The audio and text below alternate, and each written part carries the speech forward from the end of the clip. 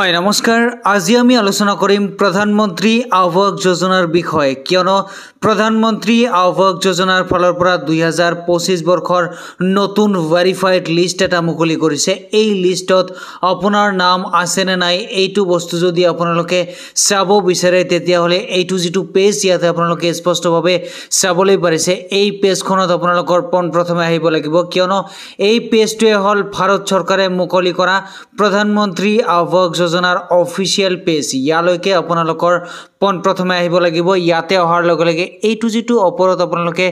3 line ইয়াতে চাবলৈ পাৰিছে এই 3 লাইনত আপোনালোকে প্ৰথমে ক্লিক কৰিব ইয়াতে ক্লিক কৰি দিয়াৰ লগে লগে এইবাৰ আপোনালোকে এইটো যেটো সেকেন্ড নম্বৰ অপচন যেটো আপোনালোকে চাবলৈ পাৰিছে য'ত লিখা আছে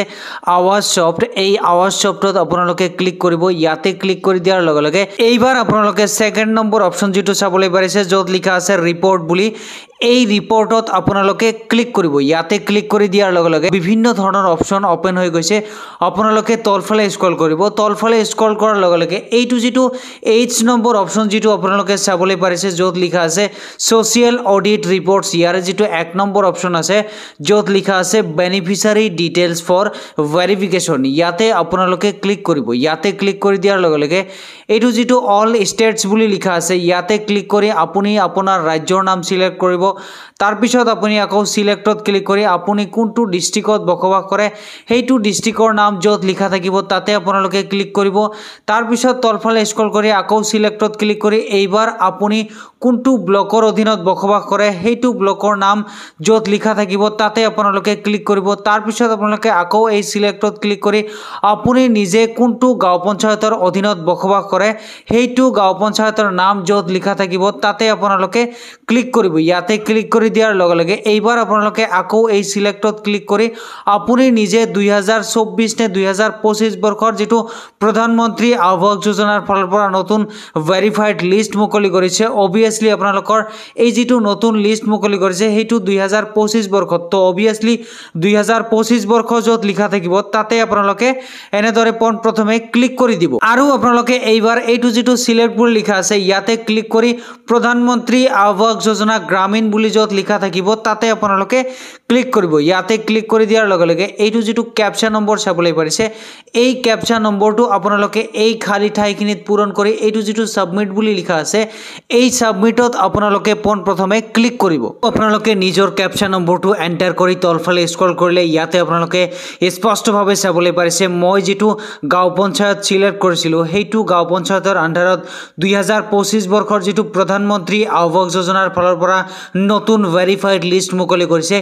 এই লিষ্টত চাওক মই যেটো গাঁও পঞ্চায়তত বসবাস কৰো হেইটো গাঁও পঞ্চায়তত কিমানজন মানুহে বা কিমানটা পৰিয়ালে ফাইনালি পাবলৈ সক্ষম হৈছে এটা প্ৰধানমন্ত্ৰী আৱাস যোজনাৰ ফালৰ পৰা চৰকাৰী ঘৰ আৰু এই চৰকাৰী ঘৰৰ কাৰণে মুঠ 1,48,000 টকা এই সকল মানুহে ফাইনালি পাবলৈ সক্ষম হ'ব আৰু যদি আপোনালোকে স্পষ্টভাৱে অল ডিটেইলছ হিচাপত চাব বিচাৰে যে মই যেটো গাঁও পঞ্চায়তত বসবাস কৰো বা মই যেটো গাঁও পঞ্চায়ত আজি সিলেক্ট কৰিছিলো হেইটো গাঁও পঞ্চায়তৰ আন্ডাৰত কোন কেইটা পৰিয়ালে পাবলৈ সক্ষম হল তেওঁলোকৰ নাম তেওঁলোকৰ গাৰ্ডিয়ানৰ নাম কোনটো তাৰিখত পাবলৈ সক্ষম হৈছে অল ডিটেইলছ যদি আপোনালোকে চাব বিচাৰে তেতিয়া হলে ওপৰফালে স্ক্ৰল কৰিব ওপৰফালে স্ক্ৰল কৰি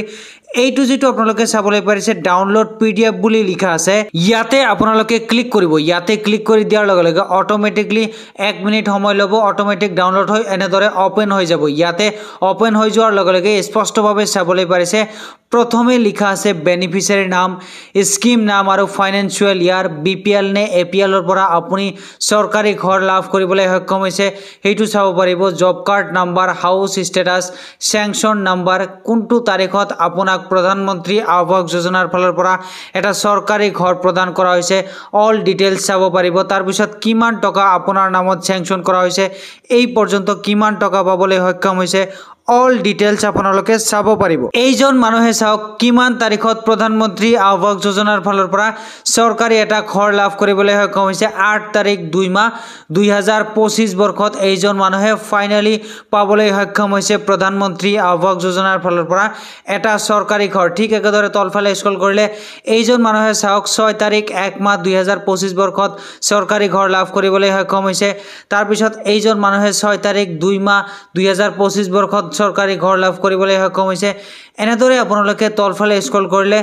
ডেট বাই ডেট আপোনালোকে চাব পাৰিব এই পৰ্যন্ত কিমান টকা পাবলৈ সক্ষম হৈছে অল ডিটেইলছ যদি আপোনালোকে চাব বিচাৰে তেতিয়াহলে চাব পাৰিব ইয়াৰ কাৰণটো কি জানেনে প্ৰধানমন্ত্ৰী আৱাস যোজনাৰ ফালৰ পৰা 2025 বৰ্ষত তেওঁলোকে এটা নতুন নিয়ম বাহিৰ কৰিছে ইয়াৰ আগত কি কৰিছিল এটা বছৰত দিব লগা ঘৰ একেদিনাই স্যাংচন কৰি তেওঁলোকে পাবলিশ কৰি দিছে কিন্তু 2025 বৰ্ষ পৰাৰ লগে লগে তেওঁলোকে সেই সিস্টেমটো চেঞ্জ কৰিছে অৰ্থাৎ কি জানুৱাৰী মাহত ধৰক আপুনি যেটো গাঁও পঞ্চায়তত বসবাস কৰে হেইটো গাঁও পঞ্চায়তত 7টা 8টা 10টা আপ টু 20টা লৈকে তেওঁলোকে ঘৰ স্যাংচন কৰিব সেইখিনিৰ প্ৰথম কিস্তি সমাব আকৌ ফেব্ৰুৱাৰী মাহত তেওঁলোকে 5টা 10টা 7টা 2টা এটা এনেকে ঘৰ স্যাংচন কৰিব আকৌ মাৰ্চ মাহত কৰিব মাৰ্চ মাহৰ চৰকাৰী ঘৰখিনি তেওঁলোকে যোৱা 12 মাৰ্চ তাৰিখত মুকলি কৰিয়ে দিলে আকৌ মাৰ্চৰ পিছত যেটো